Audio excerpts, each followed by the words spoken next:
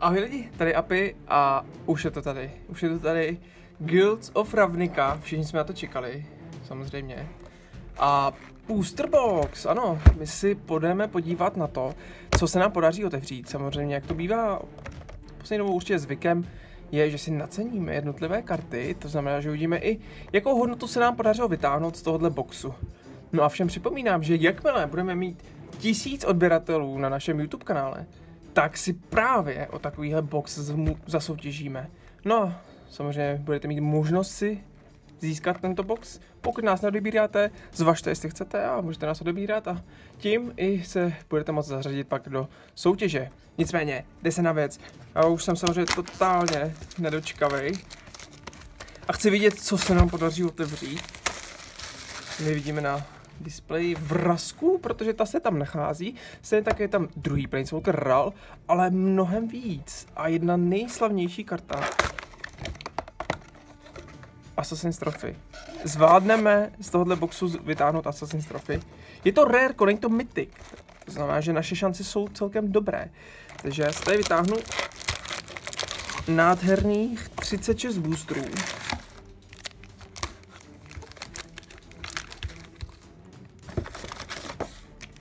Tak. A dáme tady takhle, jenom ať se uvidět takhle kousíček, ať máme prostor. Jde se na věc. Budeme samozřejmě cenit karty, které jsou na 20 korun, abychom nemuseli počítat každou korunu. A uncommony přeskočíme, protože ty snad ani žádná není nad 20 korun. Takže pojďme se podívat. V této sadě se nachází 5 nových mechanik, nebo nových. 5 mechanik se zde objevuje, přičemž 4 nové, ano. A my se k něm dostaneme. Commony, zase spoilery už jsou dávno známy, to znamená, že nějak extra se jima zabývat nebudu, jenom se zastavím u právě těch mechanik, které jsou nový. Boros, červenobílá, dostává mentora, to znamená schopnost, že když útočíte, tak můžete pumpnout nějakou bytost, která je slabší a pumpujete ji na furt, to znamená, že na ní dáte žeton. Což je docela v pohodě. Pak tady máme Surveil, ta je pro Dimir. Je to něco jako Scry, akorát místo toho, abyste si to dali do spod balíku, si to můžete dát do hrobu, což hodně dobře koreluje se ostatníma kartama, nebo mechanikama, které zde můžeme nalézt. No. A samozřejmě je to hodně orientovaný kolem těch guild, což je vidět i na té konstelaci těch karet, hodně multicolor karet, hodně. A tady máme Convoke, ta se nachází v Celestny, zelenobílý. To je mechanika, která se vrací, to znamená, že si můžete zlevňovat bytosti tím, že tapnete vaše bytosti na stole. Tak a naše první rarko. Naše první rarko je právě jedna z těch split karet Dimir. Podíváme se na to. Conif Concord, zajímavý název.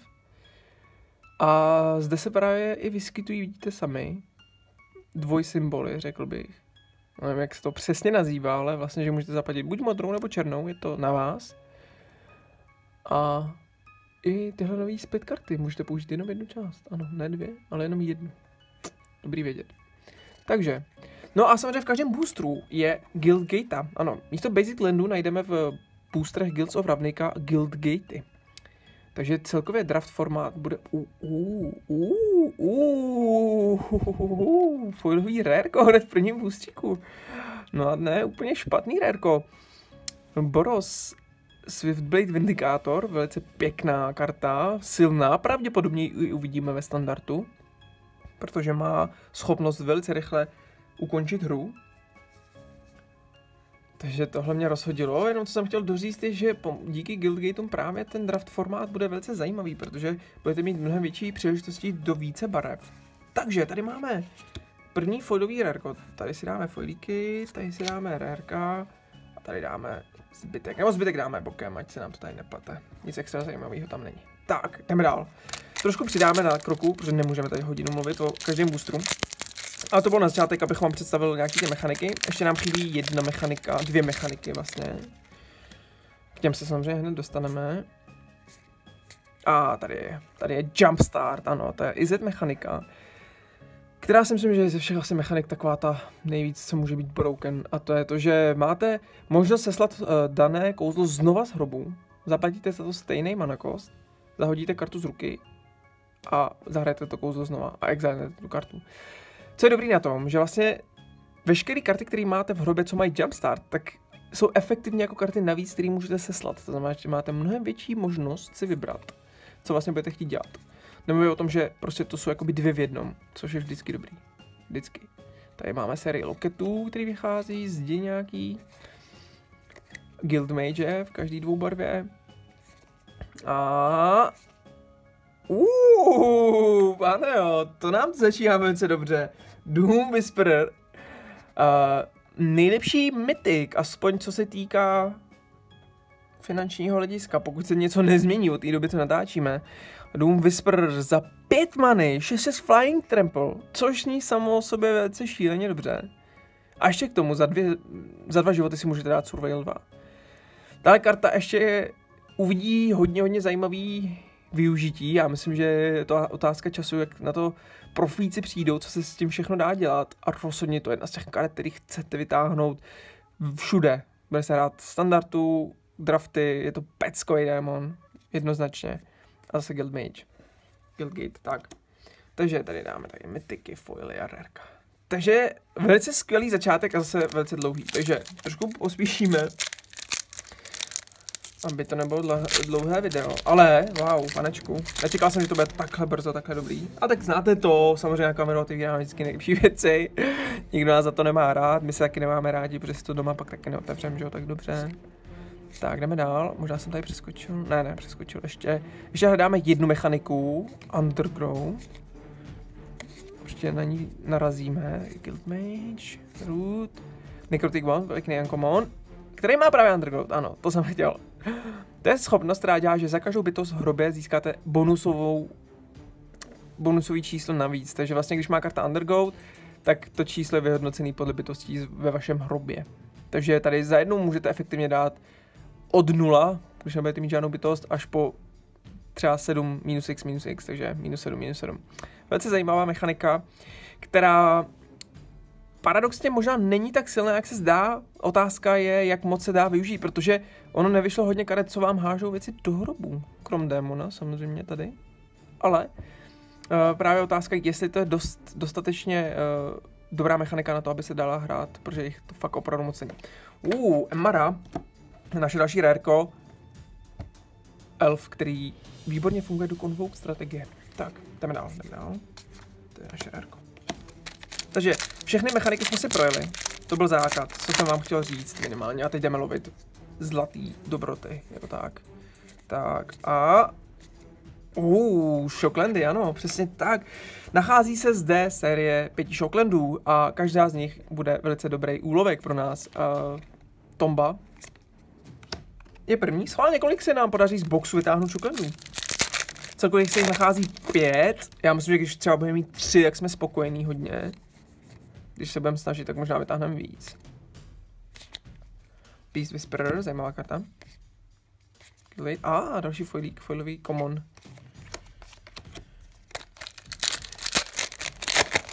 Takže, možná bych, já je dám taky bokem.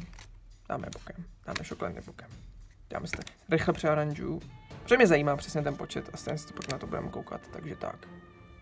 Tak, super. Jde se na věc, jdeme dál a... Firemind's Research, ano.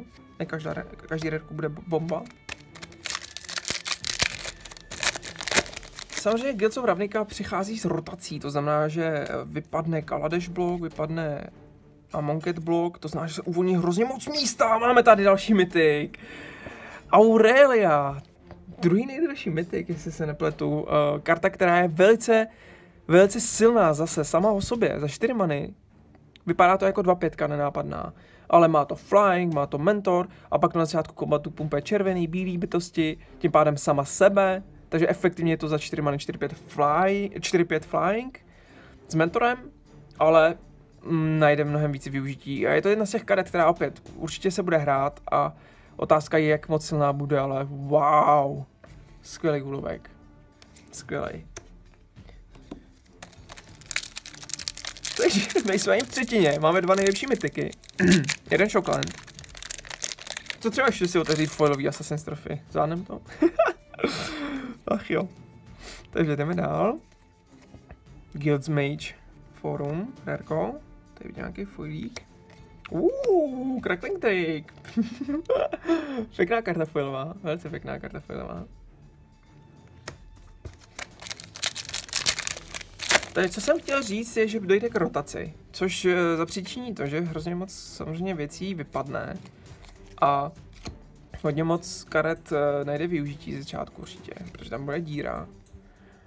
Tohle je pěkný tutor. No a je takový otevřený pole a bude hodně prostoru právě využít dost z těch strategií, které přináší Guilds of Ravnica. Samozřejmě je otázka, která guilda bude nejsilnější. To je podle mě taková ta zajímavá záležitost, jestli Boros bude dominovat na standardu, jestli každý bude hrát hodně agresivní červeno-bílý balíky, nebo naopak to bude Dimir, který vypadá velice efektivně, extra value. Či jestli to nebude právě Golgari, která vypadá hodně přepáleně s těma kartama, které vyšly v zeleno-černý barvě. Vraska, právě ten démon. Je to všechno samozřejmě otevřená otázka, těžko z začátku odhadovat. My můžeme tušit, které karty jsou samozřejmě dobrý nebo špatný, aspoň částečně. No, tady. Nicméně čas samozřejmě ukáže. Jdeme dál. Love it. Takový menší intermezzo. Další mytik. A asi samozřejmě těch slabších. Altlight Phoenix ze 4 many 3/2. Musím říct, že u tyhle karty jsme sporný. Sami někteří netuší, jak dobrá je, nebo naopak si myslí, že je moc dobrá, a přitom není tak dobrá. Otázka je, jestli je dobrá. Nikdo neví, ale určitě to někdo zjistí. Uvidíme, jestli uvidí play. Není to takový hit, jako Aurelie nebo Démon. Ale furt je to mytik, 3. už, wow. Takže nám asi moc nábojů nezbývá na mytiky, ale tam nemusí tolik vadit, to je ta dobrota na Guilds of Ravnica. A to je to, že Assassin's Trophy je rarko, takže nás nemusí úplně frustrovat, že jsme si otevřeli hodně mytiků teď. Tak, Niv-Mizzet, velice pěkná karta. Já si myslím osobně, že hodně dobrý. Otázka je, jestli ale izeťácká barva bude hratelná, jestli bude mít podporu na to dostatečnou. Protože u Izetu je hrozně sporný, mně to osobně mi přijde, že Izet vytvořili tak, že se dají postavit na 2 způsoby. Dá se postavit buď kontrol, hrozně smažit, teda kontrolovat celkové hru, mít tam Niv-Mizzeta, nebo naopak udělat nějakou smažku, kdy prostě jdete blesk do hlavy, nějaký. Až z toho ani jeden z těch konceptů mi nepřijde, že je dost silný na to, aby se hrál. Chemisters Inside, výborný uncommon, který určitě najde využití v Constructed. Char Neutral, ano. Tohle je jedna z těch Golgari dobrých rárek. V Limited už je bombička. Otázka, jestli uvidíme i v standardu. A další foilový mentor. No, ale zatím žádný další Shocklandy nepřibyly. Tam tady krátí hromady. Takže snad ještě něco ulovíme. Risk Factor, další rarko. Velice zajímavý, takový broubít starý, jestli znáte. Za 3 many, právě ta schopnost Jumpstartu z toho dělá šílenost, že máte za 3 many efektivně teoreticky 8 damage, nebo minimálně stáhnete 3 karty. Velice silná karta. Vždycky fascinuje, jak něco působí extra přepáleně a pak se to nedá hrát. Nebo naopak, něco vypadá úplně jak bad karta a přitom se hraje. Tak, Erratic Cyclops za 4 many 08, který umí velice rychle ukončit hru.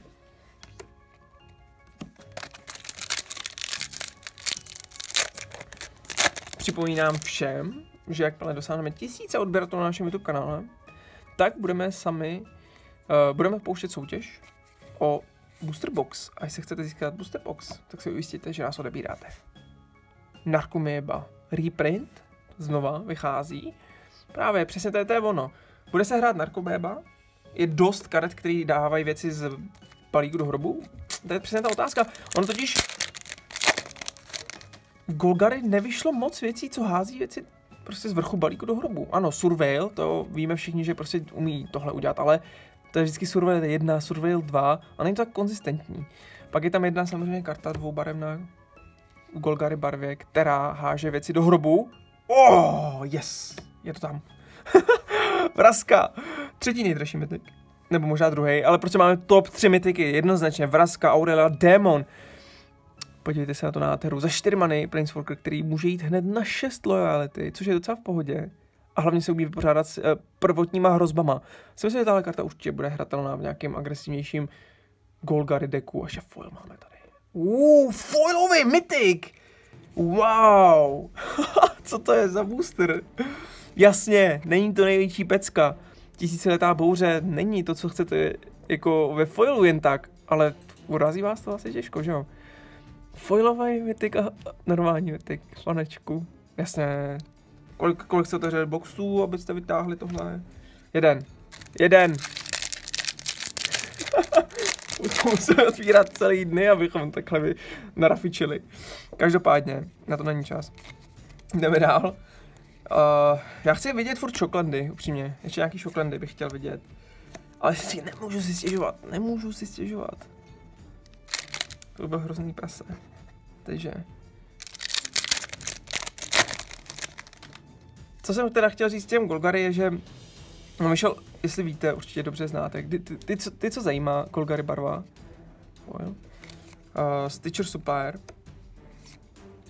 je karta, která vyšla v Core 19. A to je přesně karta, která měla víc právě v Guilds of Ravnica. To nedává koncepčně smysl, proč ji vydali předtím. A přesně takové karty chybí teď. Tak, Blood Operative. Není jich dost. To myslím, že máme dvakrát už to operativa. Jestli se nepletu. Ne, možná se pletu. Každopádně vidíte, jak už nám vzala i druhá hromádka. Ještě jedna zbývá. Takže 12 boosterů k dispozici. Já z toho mám hroznou radost, protože jsem chtěl vidět, jak se otevřeme Assassin's Trophy. Já nevím. Jakože... Co jsme neotevřeli, jako... Ne, to není mytik právě. To není mytik, to je rareko. A já dám tady to nebudem dávat vůbec na tuhle shame hromádku. Wow, tohle je karta, která je jednoznačně nejsilnější karta v celý Guilds of Ravnice. Vy, co nevíte, jaký je hype kolem toho, karta, o který se baví, že se dá hrát skoro na každém formátu, za 2 maní ničí všechno i zemi. Sice povolí soupeři vyhledat si basic zemi, ale díky téhle kartě se změní extrémně standardová meta a tak dále. Prostě je to šílenost a taky je to nejdražší karta celé sady. Naprosto zaslouženě. A je to rareko. Pokud nemáte, můžete si u nás objednat. Samozřejmě. A nebo si koupíte box a otevřete si ho.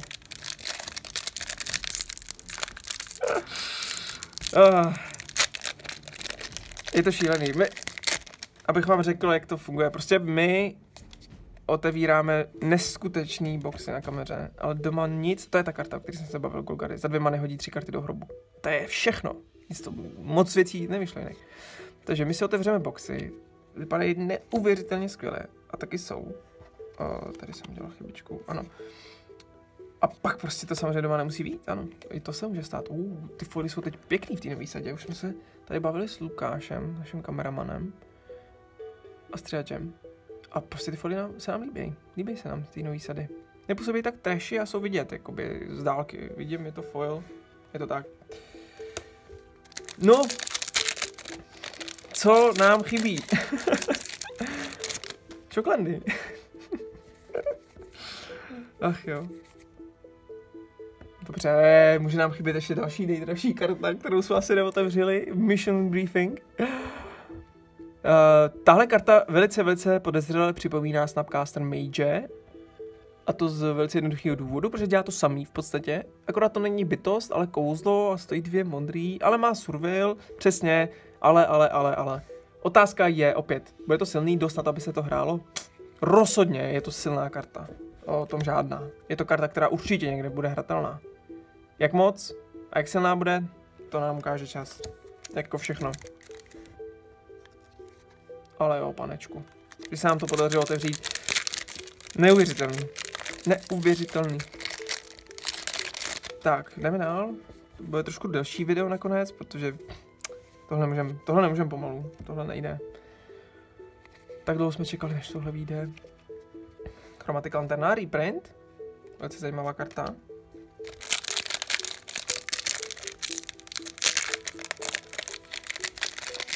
No, už se nám tady pomalu krátí a hromádka boostrů, který zbývají, ale ještě něco málo tady máme.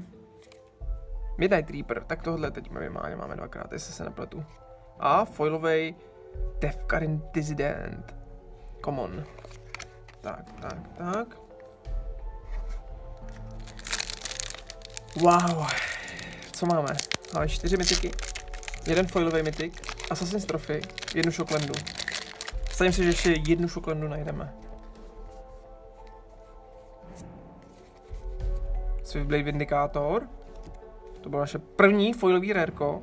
Ano, máme i foilový rareko. Foilový mytik. Neuskutečný. No, můžete nám napsat do komentářů, jak se vám líbí tahle edice Guilds of Ravnica, přece jenom. Je tady Shocklanda. Tady Shocklanda Temple Garden, jedna z těch horších asi, ale pořád je to Shocklanda. Mně se osobně hodně samozřejmě líbí. Přináší to dost možností a hodně to posiluje standard díky těm Shocklandám. Právě rychlost a možnost hrát víc barev je vzrušující. A máme tady znova mytik. Tisíciletou bouři. A díky tomu se dostáváme na číslo 5 mytiků, což je hodně v pohodě a už je to asi maximální číslo. Nevím, jestli se nám podaří něco vytáhnout. Ale jo, že máme ve foilu Thousand Year Storm a ještě jednu normální verzi. Pěkný. Tak. Thief of Sanity. Další rareko. Zbývá nám 4 boostříky.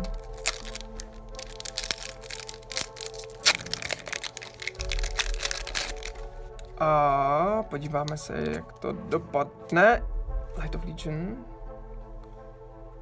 Pěkná karta na draft.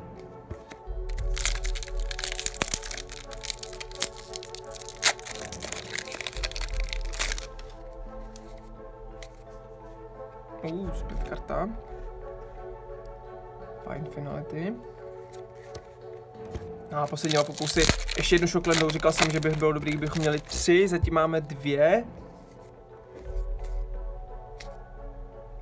Emara, to je myslím taky znova.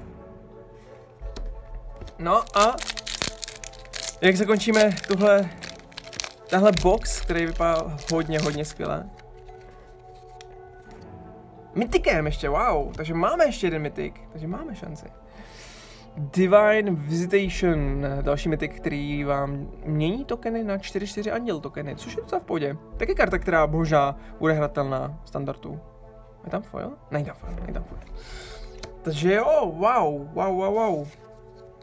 Tohle jsou naše mytiky, které se nám podařilo vytáhnout regulérně. Démon, Aurelie, Phoenix, Vraska, Tisíciletá bouře, tokeny. 6 mytiků, docela v pohodě. To je v pohodě. Pak máme nějaký foily samozřejmě. Tisíciletou bouři, mytický. A Swiftblade Vindikátora. Takže foilový rareko, foilový mytik. Hodně v pohodě. No a sice jenom 2 Shocklandy, ale nemůžeme se zlobit, protože se nám podařilo vytáhnout ty Assassin's Trophy. No a samozřejmě spoustu dalšího. Ne, že bych chtěl nějak hanit ostatní karty. Taky mají svoji sílu, taky mají svoji cenu. A rozhodně je co se vybírat. Každopádně děkuji, že jste nás sledovali. Pokud se vám líbil opening, dejte nám like. Napište nám, jak se vám líbí edice. Odebírejte, abyste se zúčastnili pak soutěž, až nás bude 1000. A kdybyste si chtěli koupit box, najdete odkaz v popisku videa. Mějte se hezky a příště zase. Naslyšenou.